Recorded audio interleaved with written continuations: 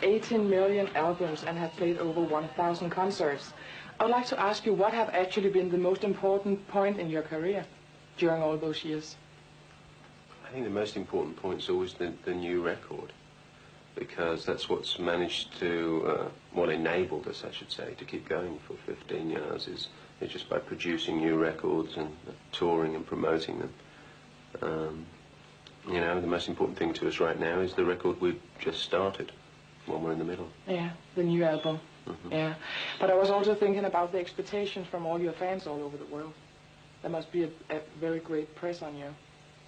We don't really think about that. We think more about, I mean, we have very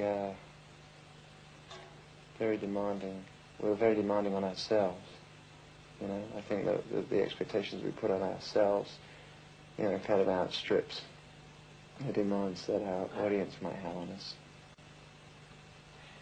You started in '78. At that point, what was your biggest wish for the future, thinking in the musical way, of course? Well, I think first to get a record out, and then for the record to be successful. I mean, you know, we'd just been through the punk times in England in sort of 76 to 78, which was a very big part of our lives. I mean, actually, John was in a couple of punk bands, and when the punk thing sort of fizzled out, 78, 79 is when we were forming Duran Duran, and we had a very vivid vision of what we wanted to do. We had a plan. Yeah.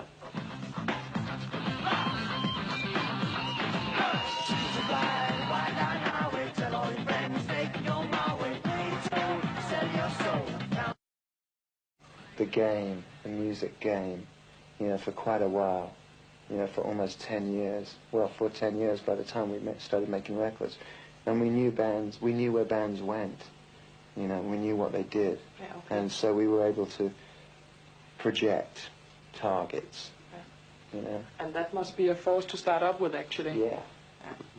It is, because a lot of, actually, we were coming out of a very anti-materialist period. You know, punk bands didn't want to really do anything.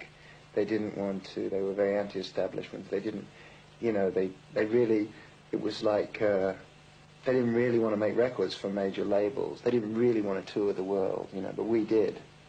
You know, so we were like, we were much more ambitious. I wrote that in '85 you also did some theme for a James Bond movie, A View to a Kill. It must be another way to promote your music suddenly, to make a theme for a movie. How was that for you? It's great. It was one of those things that came along, you know. John particularly, actually, was a great James Bond fan at the time. You were, John? Yes. Yeah. I mean... I used to fantasize. You know, the opportunity just arose, and we seized it. It was great working with John Barry, who did a lot of the, well, nearly all the Bond music. And we chose to work with him as opposed to doing it on our own, because we thought the collaboration would be, you know, produce the right results. And I think A View to a Kill produced the perfect blend between the Bond sound and the Duran Duran sound. It really did work. In the early MTV days, Duran Duran's videos, music videos, was very respected because it was a new way of thinking, and they were very beautiful videos. Do you think that it meant something for you at that point that MTV started up with all this video stuff? Yeah, I mean, to promote the band, I mean. Of course, I think it meant a lot to us. I mean, it was another way of being in a lot of places at one time. You know, the fact that we had a sort of top 10 single in Australia with our first song, Planet Earth, and we'd never been there. Some of that had to be down to the video, that people were seeing us and obviously hearing it on the radio. But it was another avenue. I mean, it still is. You know, if somebody sees something on MTV or one of the other channels, they've been exposed to it. And the more you're exposed to a song, the more you either get to really like the song or detest it, one or the other. There's something about Duran Duran that really lent itself to the video medium. I think that there were 5 quite strong personalities in the band. They were a kind of band that, you know, Nick might appeal to this type of person, I might appeal to another type of person. And the kids that liked us really wanted to get close to us, you know, and through the video medium, they were able to see, you know, sides to us that hitherto forthwith. And hereinafter. Hence hereinafter, you know, bands hadn't really accessed that side of themselves. You choose to support some kind of human stuff, and I know that at one point you made a concert in New York which took in money for homeless children some years ago. Well, any special relationship to that subject, or could it? Well, we've done, you know, I wouldn't say an awful lot of charity work, but wherever we can, we've done charity work over the years. And, you know, I think it's just part of anybody who's in the entertainment business. But where's the limit? Don't you have a limit? Well, the opportunities arise sometimes to do things, and if you feel you can help and it's possible for you to do it, then you tend to do it. But I mean, if you get bombarded with, you know, hundreds of things every day that you simply can't do, that's that. I mean, we have favoured areas that we work with. I mean, obviously children, and a lot of people like Greenpeace, and also we did some stuff for Amnesty International, which is another fine organisation. So it also depends on what you can rely to, what you in your mind can. Yeah, I mean, I think if you do charity things, you've got to believe in it. Yeah. I mean, that's the important Nobody thing. push you to it. You choose by yourself, of course. Well, you know, we're not charity workers, you know, and I think that kind of area could have a really high burnout factor. You know, I think you could get really tired of it really quickly. You know, I remember doing a TV show with Sting. Sting was traveling around the world with this Indian, you know, who had this really incredible lip thing, you know.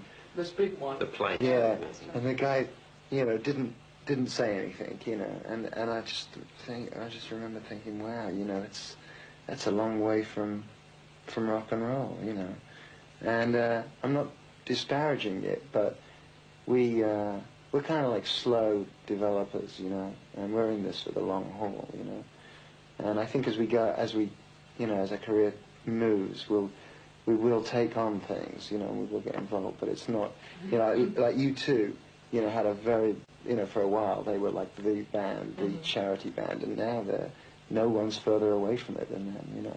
So, you know, we do stuff as it comes along, but we're definitely not, you know, the great kind of moral providers. Your new album is called Thank You, and it's out now in the Danish record stores.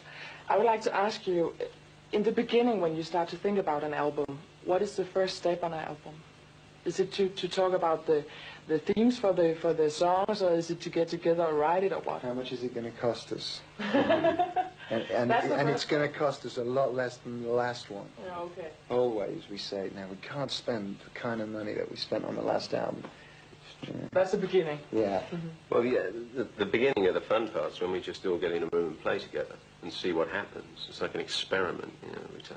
But with this album, it was a little different in that the songs were they're cover songs of other artists, which is the first time we've really done this in 15 years of the band's career, and we ended up with 12 very diverse pieces of music that just sort of were drawn to us for one reason or another. And so it was thinking of the way to approach them, the way to make that piece of music more our own, in a way. But isn't that difficult with the cover version, actually? Well, I think that it's a very difficult area now, because there are so many covers and so many bad ones, terrible ones, in fact. And the songs that we chose are obviously very precious to us, the originals, and we wanted to do something different with them and to introduce our audience to those songs. But, you know, we're very pleased with it. I think we've brought something to all the songs we did, which is one of the things that I think a lot of covers lack. They're just facsimiles. Duran music? I don't really know, to be honest. No, I don't either. I do think you have a lot of fans in Scandinavia. Oh, we've done very well here before, and you know, we've played some great shows here. I remember. But I don't know. I hope you all like our record.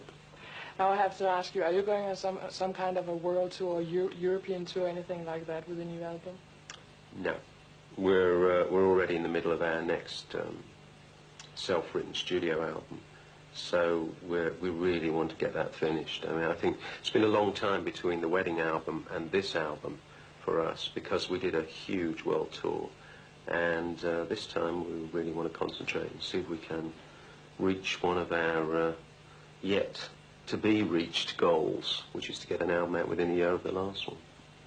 And finally, I have to ask you, with all your experience during all the years, do you sense if you're working with a coming hit? Do you sense that? What do you think, Johnny? Well, on the wedding album, Ordinary World was one of the first songs that we finished, and it was the previous couple of albums had not done very well, and so our record company, EMI, were policing us on this record, and every week they'd come and see what work we've been doing, and if they liked what they heard, then they'd let us have some more money, you know.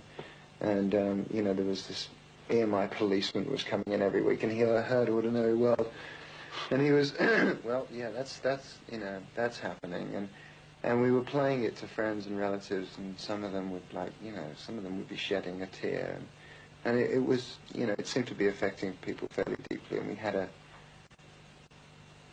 a fairly good feeling, I would say. We had as good a feeling as we've ever had.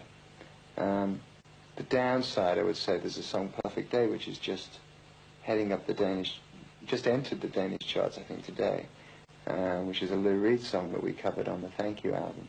And I remember listening to the final mix of that and saying, it's a number one. It's a number one. Christmas number one. In England, well, I think it peaked at number 26 in England.